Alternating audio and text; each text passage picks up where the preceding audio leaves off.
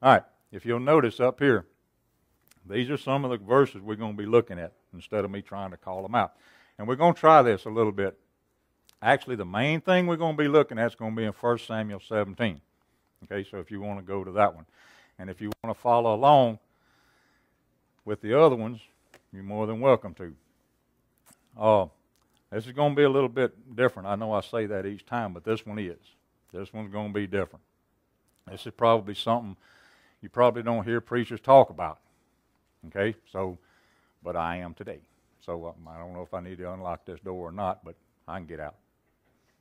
So anyway, this is what we're going to do. We're going to be looking at something, and just like any other time, I'm going to be headed to a particular point, okay? But the first one we're going to be looking at is going to be Genesis 6. And again, this is something people don't talk about. Preachers don't talk about this. And it starts in verse 1. It says, "Now it came to pass, when men began to multiply on the face of the earth, and the daughters were born to them." So you see what's happening. The population is going on. So, and then it goes on, says, "Then the sons of God saw the daughters of men, and they were beautiful, and they took wives." Okay, notice the word wives. They took wives for themselves of all whom they choose. And the Lord said, "My spirit shall not strive with man forever, for he is indeed flesh, yet his days shall be 120 years. And in verse 4 says, "There were giants on the earth in those days and also afterward." You see what happened? Even Moses, whenever he wrote this, he called them giants. And it even says, on the earth in those days and also afterwards. Okay? That means beyond that particular point in time. It says, "When the sons of God came into the daughters of men, and they bore children to them, those who were mighty men, who were of old, men of renown." So, you see, it is talking about giants. That's what it talks about, giants. Let me go on. And this is another verse. It's going to be in 1 Samuel 17, which is verse 4. And it says, "And a champion went out from the camp of the Philistines, named Goliath, from Gath, whose height was 6 cubits and a span." All right, let me stop there a minute. Now, you know the story of David and Goliath. We're going to kind of get into that in a minute. You know, where David killed Goliath, chunked the rock and that type of stuff, knocked him out, he cut his head off and all that stuff. And, Anyway, if you notice in here, it gave a description of his height. Okay? A cubit in this particular time in history was about 18 inches. Okay? Now, if you do the math, the man was around 9.5 foot tall, 9 3/4 foot tall. That was the size of him. That was how tall the man was. Me, I've met the tallest man I have ever met in my particular life was 6'7". I mean, this rascal was tall. Look, when he come through our door, he had to bend down to come through our door. And I met him. I know him personally. So that's the tallest one I've ever met. But see, in this particular time in history, there were people that were huge. There were human beings that were huge. And they were just giants. And naturally, they were killed during the flood. But yet, if you want to get really technical, the DNA passed on through, and anyway, they became giants. And even if you look over in Deuteronomy 3 and verse 11, there was another gentleman. And it's just in verse 11. It says, "For only Og, king of Bashan, remained of the remnant of giants. Behold his bedstead." Now this was this guy's bed. Okay? His bedstead was a bedstead of iron, is not in Rabbath of the children of Ammon. 9 cubits was the length thereof, and 4 cubits the breadth, which is how wide, after the cubit of a man, which is 13 foot long and 6 foot wide. That rascal was huge. He was a big man. The Bible gives an account of this man's bed, of how big this man was. And not only that, but another thing. In 2 Samuel, in 2 Samuel chapter 21, David Also, David, it gives another account of David killing other giants, along with some of his servants helping him, okay? In 2 Samuel chapter 21, starting in verse 20. Let me see if I can pronounce these names right. Ishbai Benob, Saph, the brother of Goliath, the Gittite. So, see, there's two different ones. Yet again, there was war in Gath, where there was a man of great stature, who had 6 fingers on each hand and 6 toes on each foot, 24 in number, and he also was born to the giant. So when he defiled Israel, Jonathan, the son of Shema, David's brother, killed him. These 4 were born to the giant in Gath and fell by the hand of David and by the hand of his servants. So even see there was 4 more that was killed even by David, not just Goliath and his servants. And I'm gonna throw this in there. In the book of Joshua and also in the book of 2 Samuel, okay? I don't remember the chapter or the verse, but you can go and look, and if you want to know, I'll dig it up and find it. It gives an account of a book that's not in our Bible. It's a book. It gives an account, and that book's name is Jasher. It's called the book of Jasher. It's one of the lost books of the Bible, if you want to know. In that particular book, and I think it's in chapter 6 of that particular book, and if you want to know, I'll read them, okay? In that particular book, it gives an account of giants. You know, it actually goes along with our Bible. And it gives an account of giants that were bigger than the giants that are in this Bible that we read. These people were huge. They are huge. They were huge at this particular time in history. They existed. And if you even go and look up things about archaeologists that have dug up these different things over in Egypt and even in South America and even in America and even other countries, they find these huge skeletal remains of massive people. So they were real. The things you read in the Bible, just like when David killed Goliath, it's not an example. He killed this man.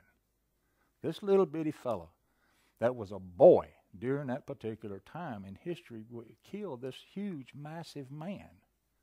Killed him. And we're going to look at that. But I want you to remember those things, that they existed, that they were real. And it happened. So anyway, in 1 Samuel 17, and this is where we're going to start at. So keep that in mind. And also, let me throw this in there. The word Goliath means magnificent. Just magnificent, which is in size and huge. And I'm going to throw this in there. Also, the more I dug, the more I found about this word Goliath. It also means denude. And this particular word, denude, means to deprive of something important. So think of Goliath. He was actually deprived of something. He really was. And it also means to strip of a covering or surface layers. It also means to lay bare. So keep that in mind too as we go along. And you're going to see this. In 1 Samuel 17 and 26 it says this. And this is when David had his daddy had done sent him away. And he had done come up to the camp. And he was there. And he was talking to the people and says, Then David spoke to the men who stood by him, saying, What shall be done for the man who kills this Philistine and takes away the reproach from Israel? And he goes on and says, For who is this uncircumcised Philistine that he should defy the armies of the living God? Notice what he said. He took a stand. This little boy took a stand and says, Who is this uncircumcised person that's going to stand and defile my God and even God's children? Who is this person that's going to defile these things? Can you imagine this army, probably tens of thousands of Israelites standing there going to fight the Philistines, and they were scared to death. They were children of God. They were His chosen people. Think about it, guys. They were His chosen people. And they were scared to death of this one man that was standing there that was 9 foot tall. You know, I know everybody's saying, well, I'd be scared to death too. Well, I probably would too. Okay? But this little boy came up and said, "Who is this uncircumcised Philistine? Who is this man?" You ever thought about the fact that this particular word, uncircumcised Philistine, it was a covenant that God made with Abraham all the way back. In Genesis 17:10, it says this. It says, "This is my covenant which you shall keep between me and you." You ever notice many times in the Bible, God says this is between me and you, not you and me, between me and you. He puts himself first. "This is my covenant which I'm giving to you. Every male child among you shall be circumcised, and you shall be circumcised in the flesh of your foreskin, and it shall be a sign of the covenant between me and you, and the uncircumcised male child who is not circumcised in the flesh of his foreskin, that person shall be cut off from his people. He has broken my covenant." And that's what David was referring to Goliath at. He was not part of that covenant of God. He did not do the things that God told the children of Israel to do. If you go back and look in the Old Testament, even the ones that came in and wanted to be a part of the children of Israel had to go through this. They had to do this. This man was not part of that. So David was referring to the fact that he's not part of this group. He's not part of the one who's worshiped God. Who is this man? Who is the one who's doing all this cursing and everything? But the thing of it is, David was ready to take him on. And I'm getting to a point, just hanging there with me. David was ready to take him on. Okay? He was. He was ready to do it. So if you go on down in verse 34, chapter 17, it says this. So he was talking to Saul. Said, "But David said to Saul, your servant used to keep his father's sheep. And when a lion or bear came and took a lamb out of the flock," it says, "I went out after it and struck it and delivered the lamb from its mouth. And when it arose against me," see where it says, when it rose against me, "I caught it by its beard and struck and killed it. Your servant has killed both lion and bear." And look what it says. "This uncircumcised Philistine will be like one of them." You see? He compared this huge man, this 9 foot, over 9 foot. If you look at it really technical, it was 9.75 is how tall that man was. He said that this man is going to be just like one of those lions and bears. So he wasn't afraid. He was not even scared of this man at all.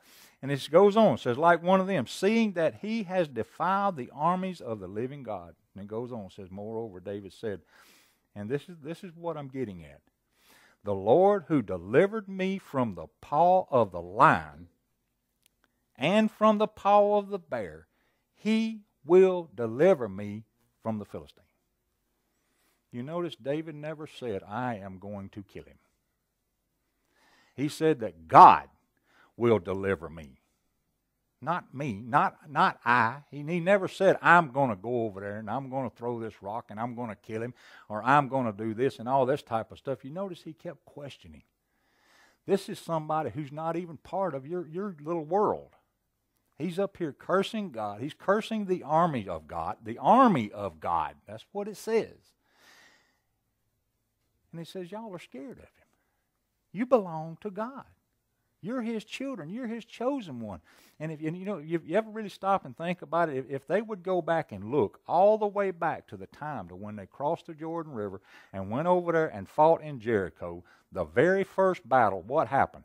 They silently went over there and walked around this little 9-acre city 7 times. Never said a word. Didn't even say a word. Got up that morning, they'd run over there and walk around it, go back to the house. Done this for 7 days. Then they went over and what did they do? They walked around it. God said, "You blow your horns and then shout." Just shout. He didn't say, "I'm going to come get you. Your walls are fed to fall." He just said, "Shout." You ever wonder about the fact that maybe they just went over and praised God? Just had revival, walking around that little building. Because that's what God wanted. Just do what I tell you to do. Believe me. Believe that I can do the things that I say that I can do. Believe these things. Can you imagine where David honestly got his strength? Where did he honestly get his strength? You know, and everybody, and I know this is a beautiful story. It's a great thing. This little boy went and killed this great big man, you know, and he had faith in God. Yes, he did. But you ever wonder where he got it from? Where did he get it? Did he just wake up one morning and say, oh, this, you know, like everybody says, oh, they're so blessed, they, you know, God blesses them so much, I can't understand why they have this. You ever thought about the fact that he done something to get it? You ever thought about the fact that he actually did something to get it? Do you think he just woke up one morning and boom, there it was? He done something. You ever wonder, and I wonder this, and I know it's not in the Bible, I wonder sometimes if that boy got up every day and he kept seeing different things that people around him were doing. Maybe somebody was praising God and just lifting his name on high and just kept seeing the things that God were doing in their life. And he said, you know, I want this. I want what they got. And he began to study, and he began to look. And when something came up on him like a lion or a bear, maybe he would even stop and he would say, God, I seen you do this. I seen you do that. I know that you've got power. How about helping me kill that lion? And he goes and he kills it. A massive lion. Can you believe it? It says he killed a lion. Would you attack a lion? So this boy went and God prevailed. Showed him, I'll do it. All you got to do is believe me. All you got to do is trust me. All you got to do is believe me and do it. Just take that step. Just take that one little step toward me and let me prove myself to you. And he did it. So he did. And then here come a bear. And then, you know, can you imagine him sitting there watching all these sheep, and here come a great big old bear, maybe a black bear, a grizzly bear, maybe a big old polar bear. You ever seen one of them on TV? I wouldn't want to mess with one of them. Maybe one of them dudes come up and him sitting there and says, man, ooh-wee, there's a great big old bear. And this joker stands up, you know, and you know TV, when they show them documentaries, they show them dudes, they 7, 8, 9 foot tall when they stand up. And they big. And here this little fella is probably 5, 6 foot, maybe. 15, 16 years old. So here he comes. There comes that great big old bear. He stands up and he sits there and he says, you know, I remember talking to the Lord when that lion come up. That little bitty kitty cat. So now he's thinking kitty cat instead of a lion because God did it. And here comes this bear and he says, man, look at this big old joker. But God helped me kill that lion. He'll help me kill that bear. This massive bear. Here comes that bear. He kills him. What he just said, he killed one. And he said, God did this for me then. He'll do this for me now. So that gave him courage. That gave him confidence in the Lord. That's how he built his faith. He didn't do like most people today, just wonder and say, well, I don't know if I got the faith. Didn't God do something for you the other day? Did you forget that? Did not God deliver you from a sickness or an illness or a disease or a family member or something like that? Did he not deliver or provide then? What makes you think he's not going to provide now? He did it for you then. He loved you that much then. Don't you think he loves you today to help you kill a lion or a bear or even a giant? To give you that strength and that courage. That's where he got it. That's how he built it. That's how he brought it up.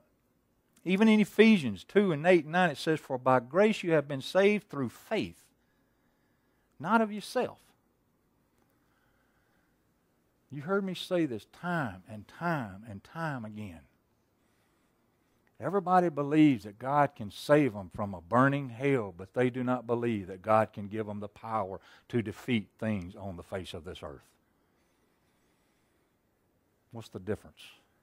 If he can save you from a burning hell, don't you think he can give you the courage, the strength, and even the power to defeat the things that Satan brings before us these days? Does he not? Is he not the same God? Do you think he gives us one thing and just forget us? And say, okay, you're saved, you're on your own now. No, that ain't how it works. He plainly said, I will never leave you nor forsake you. You ever wonder if he's standing right beside you?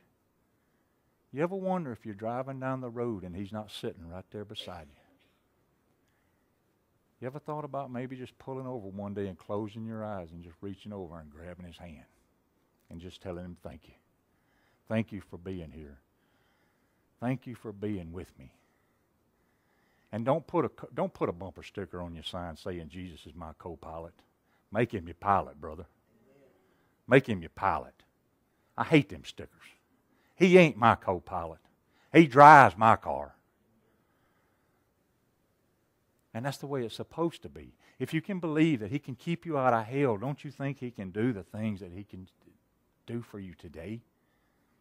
He did it for David. These are not just examples. They're real life things that happen to show us this day that we can have that courage, that we can have that same faith. We can believe that he can deliver us from a lion or a bear, and even Satan and his schemes.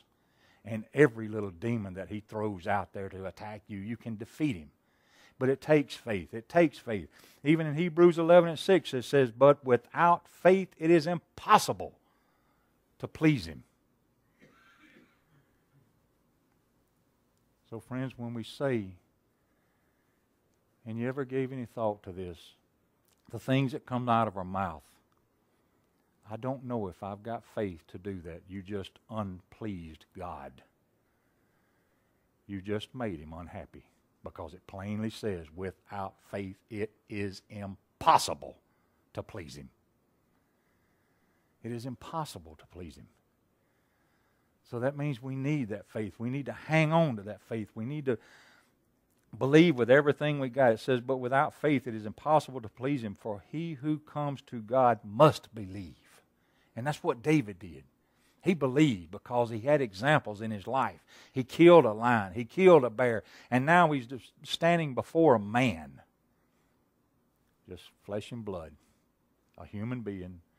Just like, and I'm not comparing the man to an animal, but he breathes, he bleeds, he walks, and he lives. And David said, he is no different than those things that God put before me, and I killed them. But the verse goes on, says it's impossible to please him, for he who comes to God must believe that he is. And you can just about put anything behind that you want. He is the deliverer. He is the keeper. He is the provider. He is the redeemer. He is the salvation, and on and on and on, just like the words I used the other week. It never ends for who he is. And he is the protector and all of the things that goes on. And he says that he is a rewarder of those who diligently seek him. You know what David's reward was?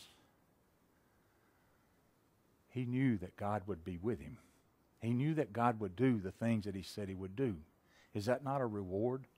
Would you not think that if you put, let me throw this in there. You ever thought about putting your faith to the test? Your faith to the test. Do you truly believe what you say that you believe? Are you who you say you truly are? If we say we're a Christian, that means we're Christ-like. And Christ was able to heal and do all these other things. And you say, well, I don't know about all this stuff, but what it says with faith. We have to have this faith to do these things. David was able to kill this thing because of his faith in what it was. Because why? Because he diligently sought him. He looked for him. And like I said, I don't think for 1 minute that David just got up out of the bed one day and went to killing lions and bears. Because he kept saying that the Lord did it. The Lord did it. The Lord is the one who's going to kill him. The Lord is the one who's going to put him in his hand. And in 1 Samuel 17:43, and it goes on. And this is where he's standing before him. So the Philistine said to David, said, am I a dog that you come to me with sticks? And the Philistine cursed David by his gods. And the Philistine said to David, come to me, and I will give your flesh to the birds of the air and to the beasts of the fields. And look at what David said. He said, then David said to the Philistine, you come to me with sword and spear and with javelin, but I come to you in the name of the Lord of hosts. Look at what he said. He said, I'm not coming to kill you with a spear or a rock or anything like that. Look at what he come to him with. I come to you in the name of the Lord. That's who I come to you with. He's the one who's going to put you in my hands. He's the one who's going to do this. Have you ever stepped out on faith? Have you ever stepped out and said, Lord, use me to do something. Show me. Prove to me who you are. Let me see you work through me. Let me share something with you, friends. It can work. It will work. It has worked. I've seen it work. Look at me. I was on my knees before my God, and I said, please, you said this. Your word says this. Did you not tell me this? Did you not show me this? Did you not call me to do this? Have you ever done it? Have you ever brought yourself before God and asked Him to prove Himself? Show that His word is true. Just like David. Just like David. He said, the Lord did this. Have you ever gave God the glory for every breath that you ever take? Have you ever done that? Has anybody ever come up to you cursing you or talking about you or your family and you say, in the name of Jesus, shut your mouth? My friends, there's a lady at work, and I love this lady. She's a lady. She's a Christian lady. She's just a powerful Christian woman. She was doing her work one day, and she was there, and she made a mistake. She did. She made an honest mistake. The boss man came up and was just fussing, ramping, and raving. He said, don't you know I can fire you? And she said, the only way you're going to fire me is if God will allow it. That's what she told her boss. She is still working to this day at the same place. You can't fire me unless God lets you fire me. That's the stand that every one of us in this world should have. That everything goes through the Lord Jesus Christ. That He gives us the power to do these things, to stand before the schemes of Satan and everything that comes before us. But look at what it says. He says, but I come to you in the name of the Lord of hosts and the God of the armies of Israel, whom you have defiled. This day the Lord will deliver you into my hand. He took that stand. He said, God's going to give you to me. God's going to give you to me. Have you ever truly took a stand? Have you ever truly took that stand for the Lord that you say you love? And took the command that He gave you. Took the anointing that He put inside of you if you say you're a Christian. And stood on those grounds of even the way that Jesus said to Peter. When Peter was saying all those things, He said, get thee behind me, Satan. Jesus Himself called Peter, the one that He loved so much, Satan. Have you ever took that stand for the Lord and say that my God is the one who's going to deliver me from whatever? Maybe children or family or finances. Have you ever took a stand and said, Satan, no, you're not destroying anything else in my life. In the name of Jesus, you're going to get away from me and leave me alone. I don't know how many, I couldn't count on one hand and even both feet how many times I've done that. Just drive into this park and be so miserable from a miserable day, and I just pull over and I just go to screaming, Satan, get thee behind me. Leave me alone in the name of Jesus. He gave me the power and the authority to do this thing, and I'm doing it right now. And you're not going to touch me or my family or my children anymore. You're not going to do this. So get away. Have you ever done it? Have you ever took the stand? Just like He said, my God and my Lord is going to deliver you into my hands today. He gives us these things. He gives us all of these things. In Luke 19, 10 and 19, it says, behold, and you've heard me say this before, and I'll probably repeat this time and time again. Jesus says, behold, I give you the authority to trample on serpents and snakes and scorpions. I give you this. Jesus gave us this, and I believe that David even already knew it before all this. Even Jesus even said it. He had that faith and that belief in God that He can do these things. And it's so sad that people today And I'm not scared to say this. It's so sad that so many people in churches today are locked down by the things that are said up here. They won't tell you that you've got that authority to bind Satan, to get him out of your house, to get him out of your life, to get him out of your family, to bind him, trample on him, just like the things I was talking about Goliath, to deprive him of the things that he comes in and tries to do, to try to strip him of any authority that he tries to take over into your home or your life. And even not only that, but just to totally lay him bare. You can do it. You can do it, friends. You don't have to be a preacher.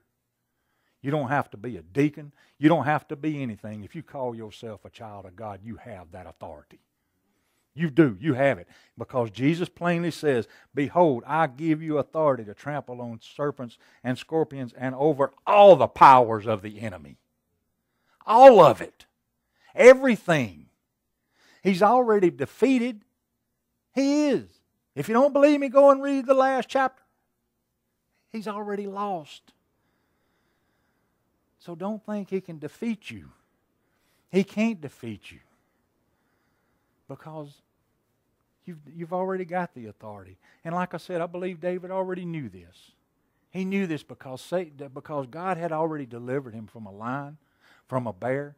He's got these examples behind him. He knew that if God could do this for him then, He can do this for him now. This massive man that was ahead of him, that was looking him in the face. But you know one thing about David that I really like, and I really thought about this last week as I was putting this together. You know, we're talking about faith, having that faith that David had. He had great faith. He had powerful faith. He had, and so many people says, "Well, I don't know if I've got that kind of faith." Get that out of your mind. That's nothing but Satan trying to tell you you're weak. You're nothing. You can't do these things. God said we can. You know what David did that a lot of people of this world don't do? And I really did. I really rolled this around in my head, especially when he got to talking about the lion and the bear, and he said, he delivered me from those. He's going to deliver me from this man. He practiced his faith. He put his faith into practice. And that's what I was getting at earlier. Have you ever asked God to help you, to learn, to practice your faith, to put it into motion? When things come along, instead of saying, "Well, I don't know, this is something of the world that happens in my life." Maybe you should stop and take a stand over Satan. Put it into practice. Try it. Let God prove Himself to you. Let God show you that these things can be done. And I think that's what a lot of the world's problem is we don't try. We just think these things. God has saved us. We're not going to hell. Que sera, sera. We live, we breathe, we die. We go to heaven. But what about everything in between? What about the glory? What about the glorious times that we can have to see God here on earth? To see the things that He can do. And not only that, but if you begin putting things into practice and people begin to see you at work, how God works through you. Listen to me now. If people could see your faith in action and you're putting it into action, even going up to someone and you see them possibly, you feel like maybe they're hurting or something, you go up to them and you say, "Man, look, could I pray for you?" And you pray for them, and then all of a sudden, maybe the next day or two, something happens in their life, and they think about you coming up and praying for them. And they come to you and you say, "Man, you got a massive amount of faith. Thank you for coming and praying for me. You changed that person's life." Just by putting into action something that God has given us. If you call yourself a Christian, friends, you've been anointed. You've been touched. You've got something. And you need to be using it for Him. You need to be putting it into action. You need to be using this faith that you have, that you can go to heaven. Use that same faith to do things here on earth that can change someone's life. We're not here just to be saved, breathe, die, and go to heaven. We're here to be saved and to reach people. but to put your faith in action. Let people see the things that you believe. If you believe every word that's in this book, then use it. Put it into action and practice it and use it. Make it happen. God said He would do it. Ask Him to do it. Put these things in there. Did it not say even about tithing? We've talked about this before in what is it, Malachi, where it says, try me. He did. He said, try me. Just try me. And it's not just about your money, people. It's about everything else that He gives us, just like David. God gave me these things. And this little man ain't going to stop me. This little fellow that's come up here cursing my God, cursing the armies of Israel, he's not going to stop me. Even in Psalm 68 and 28, it says, for God has commanded your strength. God has commanded your strength. Strength, O God, what you have done for us. We have that strength. All we got to do is put it into action. Put it into action. Use your faith. Use the authority that God's given you to use it, to reach people, to do the things that He says that He can do. And this is one example that I like. Well, let me read this before I give you this. In Psalms 138 and 3, it says, in the day when I cried out, you answered me, and made me bold with strength in my soul. Let me touch on something else here. This word soul means your thinking or your intellect. That's what that word soul means in the Hebrew and Greek if you go and study it. It means your thinking or intellect. That means He has the strength and the power that He can help change your mind, the way you think. Instead of being scared to walk up to someone and say, let me pray for you, you have the boldness and the courage to go up. Why? How do you get this? Because you try Him. You said you'll give me this courage and strength, so I'm fixing to do something. Have you ever walked up to somebody and wanted to share the gospel with them and your mind goes blank? Have you? I mean, it happens to me all the time. But the first thing you do, you begin to open your mouth, and it's just like a flowing river. Because He says, I'll give you the words to speak in the right time. It's believing and knowing that He'll do these things. So don't be scared. Even though you may think you're scared, if you'll go and put it into action, it'll happen. It will happen. It'll turn around and it will happen. And this, I love this example that Jesus gave with the disciples in Luke 9 and 1, starting in verse 1.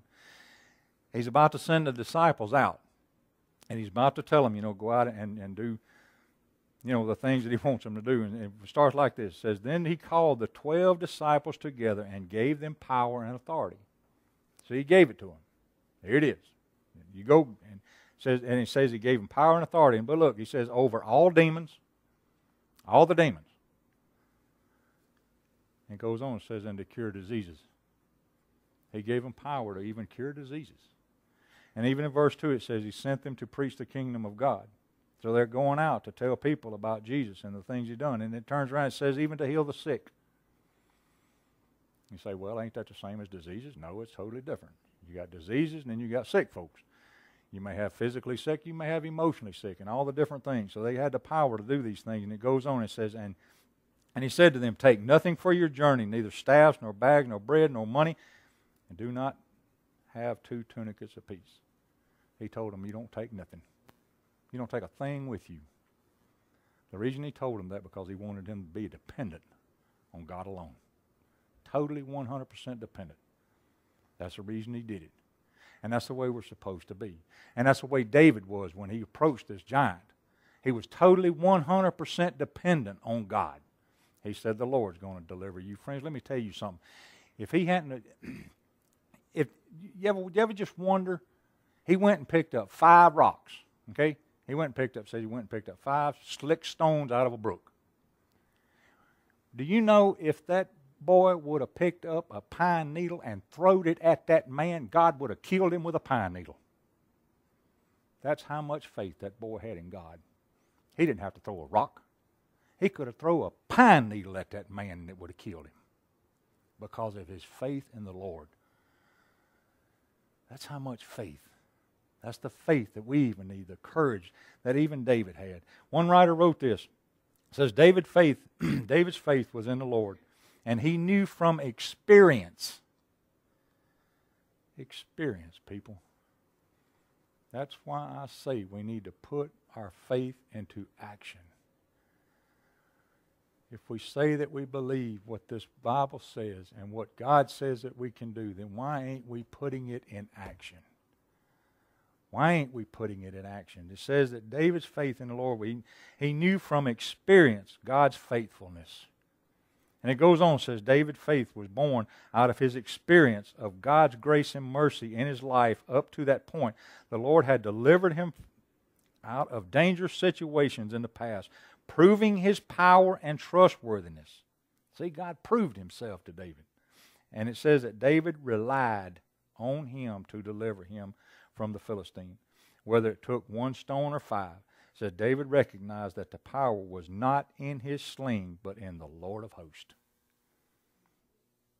That's what he relied on. So maybe a little bit we need to quit relying on ourselves. Quit relying on ourselves. When we go to pray for somebody, pray with courage. Tell God, hey, you said this. And let the people that hear you pray for them see that you truly trust and believe in him. Let people see your faith. Let God prove himself to you, and the more he proves himself to you, the stronger you're going to get. That's what he wants from us. He wants us to seek him enough that we're not scared to believe that he can deliver us from anything or even take authority over anything, just like David.